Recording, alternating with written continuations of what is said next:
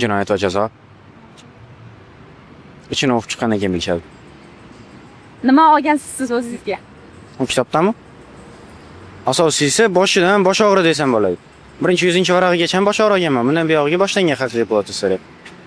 Da, shuni 100 varag'ini chidab olsa, buyog'iga ketaverar ekanmiz kitobdan. Siznikichi?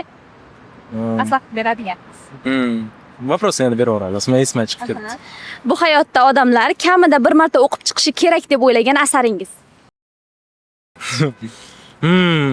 Ko'p narsa aytish mumkin, faqat bir narsa aytsam bo'ladi.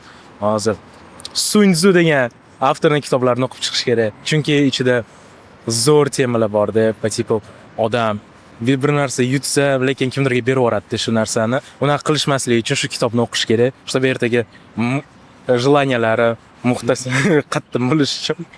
Siz nimalar olgansiz? Men shu kitobni o'qib, zo'r maqsadlar olganman. Tipo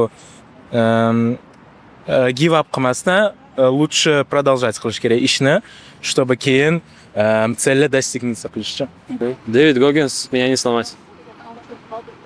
Ну, yaxshi, такой дисциплинированный odamda disiplina yo'qadi. Siz nima olgansiz o'zingizga? Shu disiplina o'rganganman.